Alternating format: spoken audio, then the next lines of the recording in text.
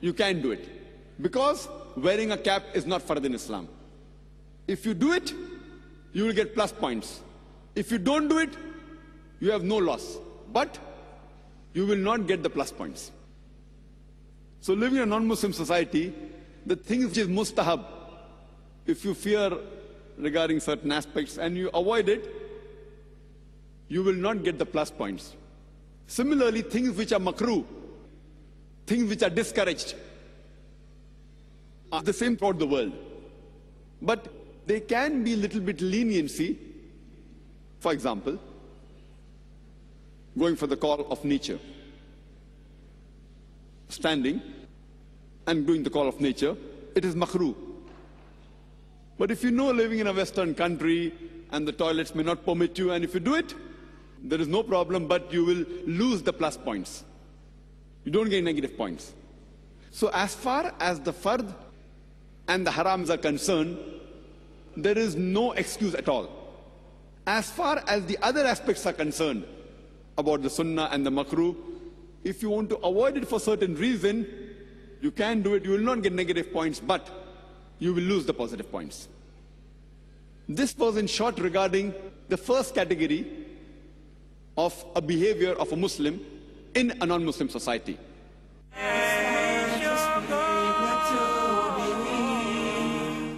As far as the second category is concerned, the role of a Muslim in a non-Muslim society as far as relationships with a non-Muslim is concerned, as far as actions and deeds with a non-Muslim is concerned, it can be further divided into three subcategories. The first is general dealing with the non-Muslim. The second is special relationships with the non-Muslims. And the third is dawah with the non-Muslims. As far as the first subcategory is concerned, regarding the general dealings of a Muslim with the non-Muslims, it is the same. You have to be honest with the non-Muslim, you have to be kind to him, you have to be just with him, you have to be merciful. As far as the general dealing is concerned in day-to-day life, which does not directly concern harming your iman, then how you deal with a Muslim, you have to deal the same way with a non-Muslim in general day-to-day dealings. And there are many Muslims who say, he's a non-Muslim, so if I cheat him, it's not a problem. Islam does not give you permission to cheat anyone, whether they're Muslim or non-Muslim. Islam does not give you permission to deal unjustly, whether the Muslim or with a non-Muslim. It's the same. And this can be derived from two verses of the glorious Quran, from Surah Mumtahina, chapter number 60, verse number 8 and 9. And Allah subhanahu wa ta'ala says in the Quran, in Surah Mumtahina, chapter number 60, verse number 8, that Allah forbids you not, as far as those non-Muslims are concerned, who fight you not for your faith, nor drive you out of your homes, from dealing with them with justice and kindness. For Allah subhanahu wa ta'ala loves those who are just and kind. So here Allah subhanahu wa ta'ala tells us that as far as the non-Muslims are concerned, as long as they do not fight you for your faith, for your iman, or do not drive you out of your home,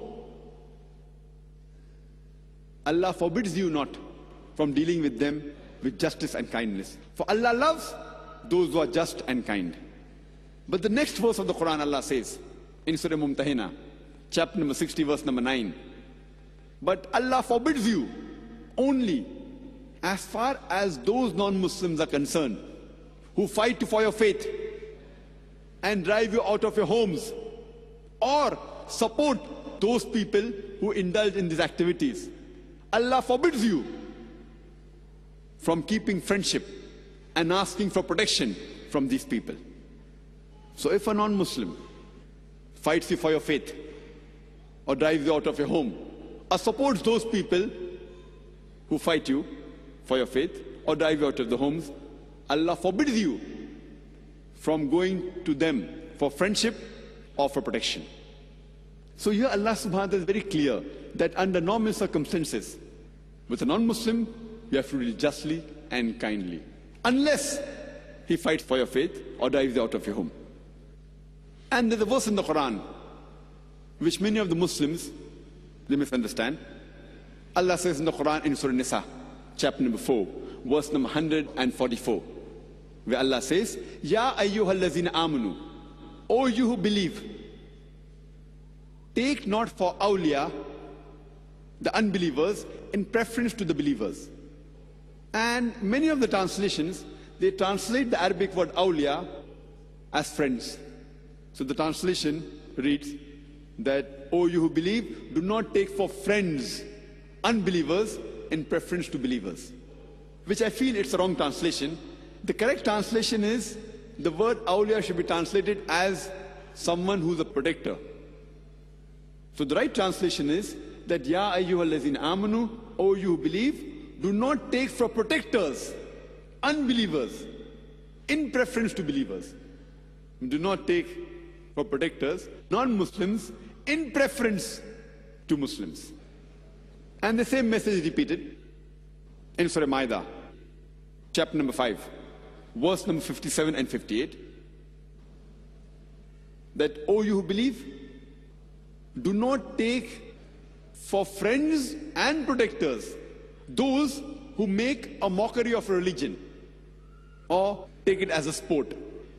That means all those non-Muslims who take your deen as a mockery or as a sport, do not keep friendship with them, nor go to them for protection.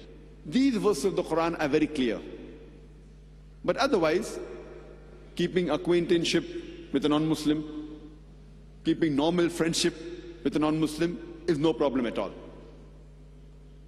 Under normal circumstances, we should treat the non-Muslims with justice and kindness.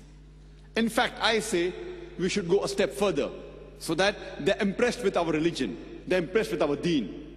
And you can find several examples in the life history of the Prophet Muhammad Sallallahu Alaihi Wasallam. Several. You can give a talk only on giving examples how the Prophet dealt with the non-Muslims.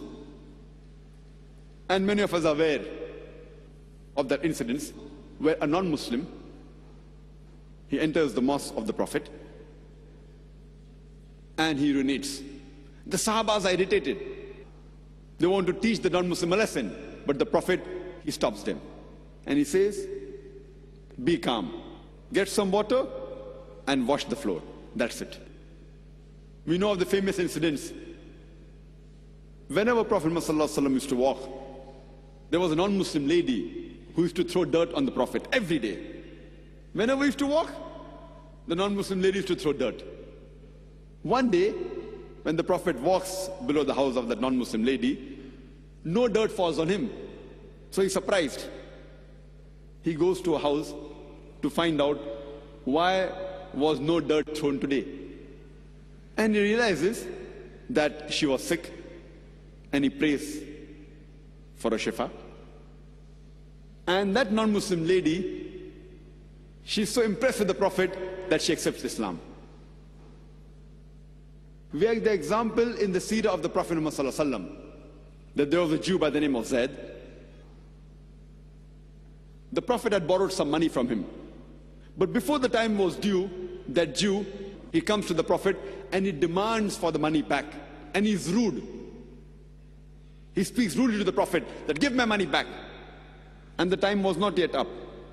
Hazrat Umar radiallahu anh, he gets angry and he says, "O enemy of God, had it not been for the treaty between the Muslims and the Jews, I would have chopped off your head for speaking to the Prophet like that." Hazrat Umar radiallahu anh, we know that he was a man of justice. He gets irritated. How could someone speak to the Prophet of Allah like that? The Prophet immediately intervenes and he tells Hazrat Umar radiallahu anh that be calm. And he tells Hazrat Umar radiallahu anh that give this Jew his money back and add to it the amount of 20 gallons because you frightened